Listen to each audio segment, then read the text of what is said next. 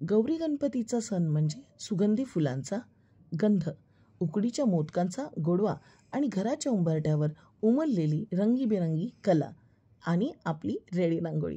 नमस्ते, मी शिल्पा आकार क्राफ्ट्समध्ये आपल्या सगळ्यांचं स्वागत करते. आज आम्ही घेऊन आलो आहे गौरी गणपती खास रांगोळी. हो, गौरी गणपती खास रांगोळी ही आपण त्यांच्या स्वागतासाठी आपण रेडी रांगोळी करणार आहोत. कारण आपल्या संस्कृतीत सण येतात तेव्हा फक्त घर सुंदर सजवायचं नसतं, तर देवाच्या आगमनाने आपण आनंदाने साजरं करण्यासाठी ती आपली एक पवित्र परंपरा आहे. चला तर मग बघूया या रांगोळीसाठी तुम्हाला काय लागणार आहे. इथे आपल्याला रांगोळी लागणार आहे जी लोकल शॉपमधून किंवा अगदीच जवळच्या शॉपमधून मिळणारी रांगोळी. असं काहीतरी कंटेनर, 8 नंबर आणि 1 नंबरचा brush, round brush, permanent marker, Fevicol MR आणि अशा टाईपचे सेलोटेप्स, छोटे छोटे सेलोटेप्स तुम्ही इथे घेऊ शकता.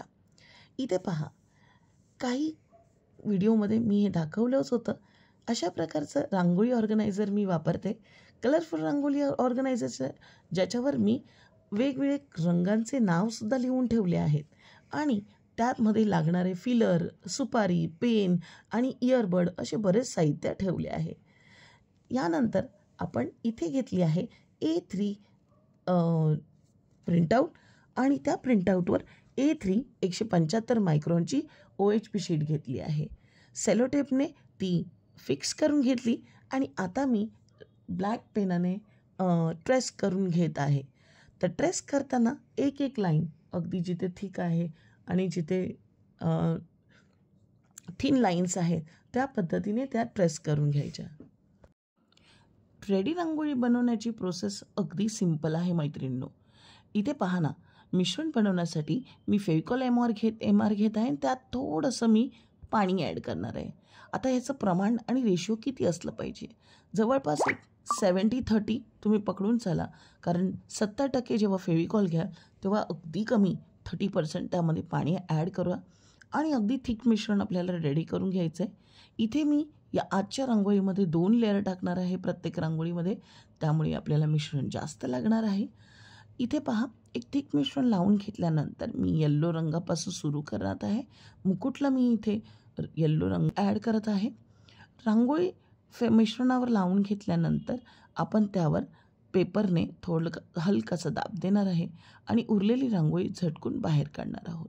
हीच प्रोसेस तुम्ही प्रत्येक शेपमध्ये म्हणजे प्रत्येक डिझाईन टू डिझाईन तुम्हाला काय करायचे, रिपीट करायची आहे. आणि ही सगळी प्रोसेस करताना फार पेशन्सफुली एक भागामध्ये आपल्याला मिश्रण लावून घ्यायचं आहे आणि तेवढ्याच पेशन्सफुली त्या भागावर आपल्याला रांगोळीचे रंगसंगती करायचे आहेत.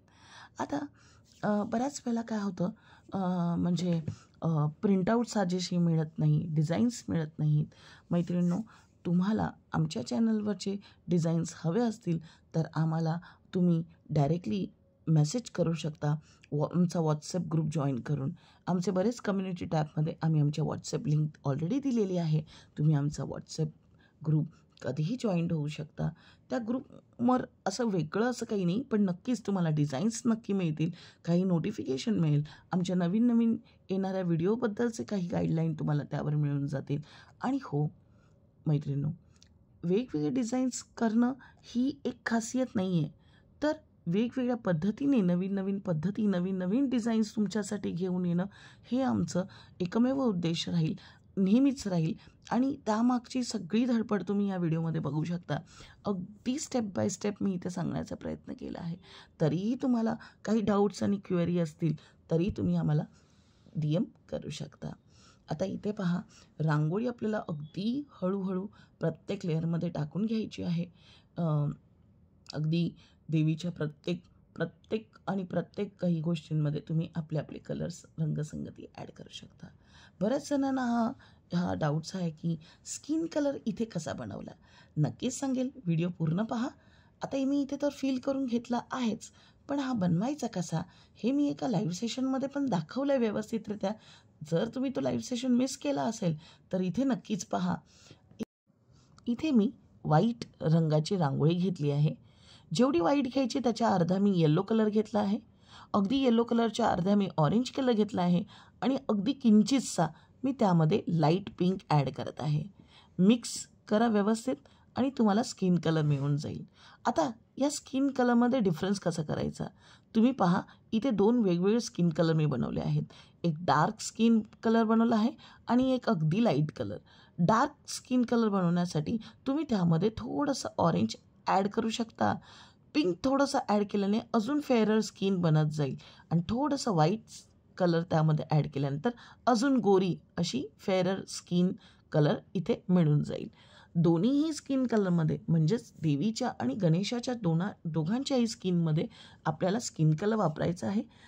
अगदी हुबेहूब दिसण्यासाठी छोटे छोटे डिटेलिंग्स करण्याचा आपल्याला प्रयत्न करावा लागेल. रंगसंगतीमध्ये रंग निवडताना सुद्धा आपले चॉईसेस अगदी देवी देवतांच्या फोटोमध्ये असलेल्या चॉईसेसनुसारच असले पाहिजेत आणि तशाच काहीशा रूपांमध्ये आपण ते करण्याचा इथे पुरेपूर प्रयत्न करत आहोत.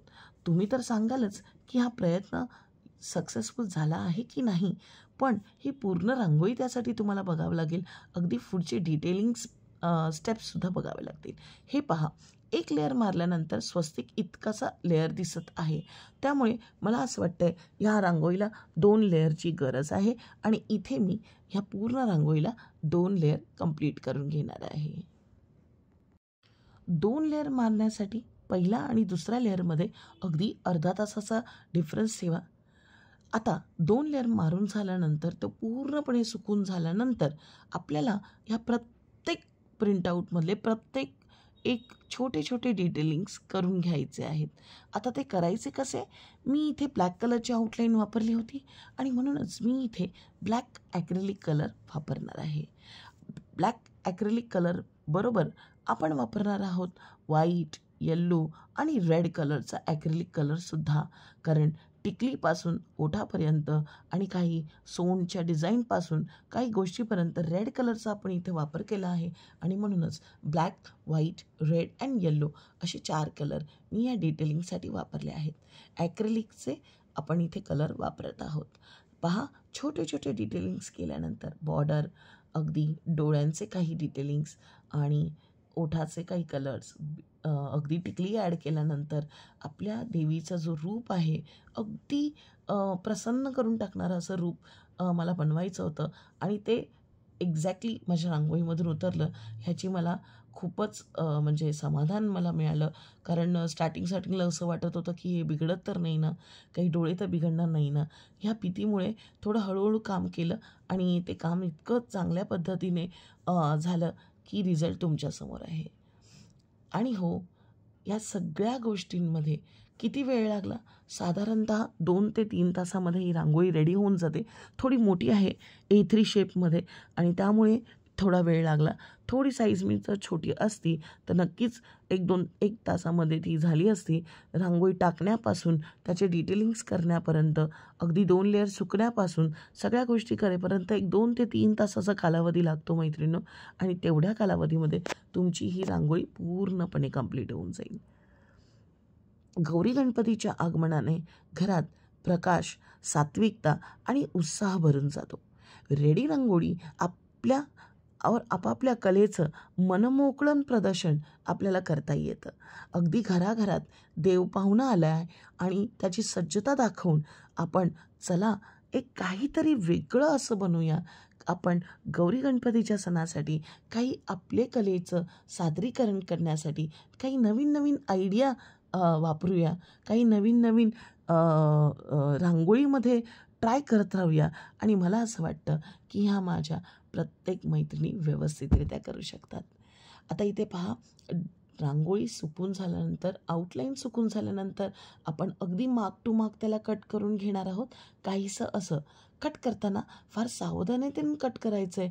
अगदी आपल्याला आपले त्याचे OHP शीटचे काही पॉईंट्स ठेवायचे नाही आहेत. OHP शीटचे काही तुकडे आपल्याला त्याच्या रांगोळीच्या आजूबाजूस ठेवायचे नाही आहेत. अगदी कट करताना व्यवस्थितरित्या कट करून घ्या. रेडी आहे आपली गौरी गणपतीसाठी रेडी रांगोळी. तुम्हाला आमचा हा व्हिडिओ कसा वाटला, ही आयडिया कशी वाटली, ही डिझाईन कशी वाटली, आम्हाला कमेंट बॉक्सवरून नक्की कळवा मैत्रिणींनो. आणि हो, व्हिडिओ आवडला असेल तर लाईक करा, सबस्क्राईब करा आणि जास्तीत जास्त लोकांपर्यंत शेअर करा. काही डाऊट्स असेल आम्हाला कमेंट बॉक्सवरून नक्की विचारा. भेटूया अशाच भन्नाट आणि अप्रतिम आयडियासह येणाऱ्या व्हिडिओमध्ये. तोपर्यंत मैत्रिणींनो, रांगोळी बनवत राहा आणि नवीन नवीन गोष्टी शिकत राहा. भेटूया येणाऱ्या व्हिडिओमध्ये. धन्यवाद.